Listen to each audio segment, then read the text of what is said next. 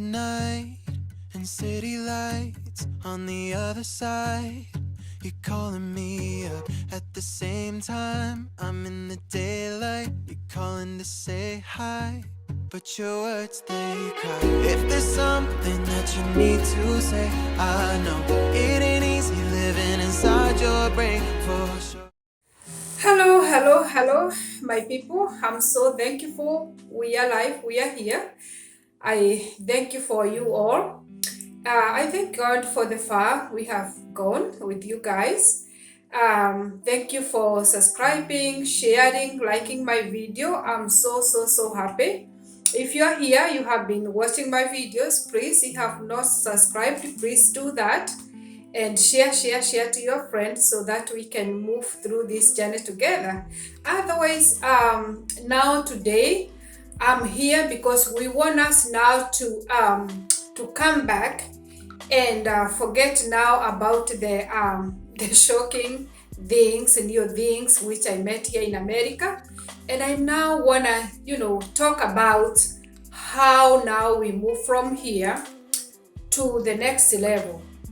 What do I needed when I arrive here? What I need to what you need or what I needed to start working as a green card holder, or what do you need in the future when you are here in America through green card. If you don't know what you're talking about, we are talking about my journey of green card. So whoever is interested of it, that's why we are here, to motivate people on the ways to be here through green card. Otherwise, when I came, or when you come here, the first thing now you need when you settle down after 2 weeks, the things that you'll be waiting for those 2 weeks is the thing called social security and a welcome letter. The American will send you immigration, they will send you a welcome letter, and after 2 weeks you'll be receiving between 2 to 3 weeks, you'll be receiving your social security card. The social security card is the small card, look like an ID card, not like exactly but the same size. It's a card we will receive through the mail. It's that one is the one give you the green right to work in America. You have to have a social security. Social security is the one here in America. If you are a green card holder, you cannot work with a social security. Not even you come through a student, you still need a social security. Social security is the main key here. That's the thing that's made you know that you are here in America. Now you can work through, you can get a job here in America. You have one important thing, you have to have a social security. From there, when the social security come, your host now will take you to a card. They will send you where you can get identification card. And the DPS is like a place where you go to get ID card in Kenya or other countries, because you have to be identified. So to go and get identification card, you have to have a social security. So when you take that social security card to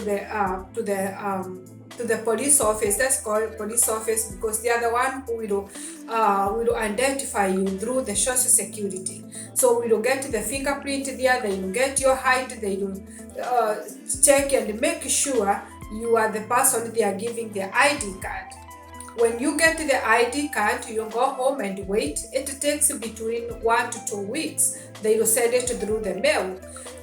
When you get that one, now your host, it depends how your host will take you quick or your host will slow you down. But anytime, if the host is good, then God, as I told you the earlier videos, I have the best host ever.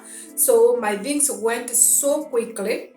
So within that time, now when you get your identification card, you go and register your family, you go and do the driving school, the driving test. The driving test here, you don't have to go to school there. They just give you a book, go to online, or if you don't have a computer, they give you a book where you can be reading that book for the road sign and how you can drive. Then from there, you go do the test. When you pass, they will give you the permit now to start somebody will train you. For me, I was trained by my aunt and my cousins. They whenever they get a chance, they used to teach me how to drive. Then from there, when in the duration when you are doing all this, waiting for your driver license, for your ID, you can look for a job, because immediately you get your social security and your ID, you can go look for a job.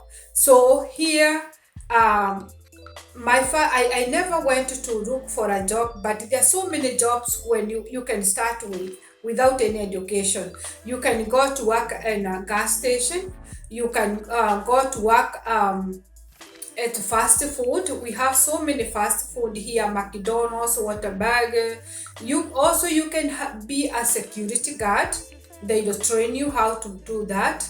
There are so many places, guys, but most which is available is fast food, to hotel, to my hotel to dogo, and also security is the other key.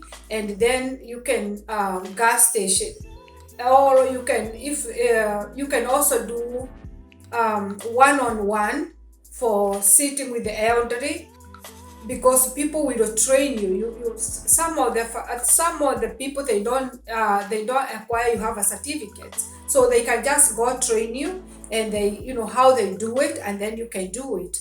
But for me, when I was doing the driving school, I also was my host enrolled me to school to become a CNA.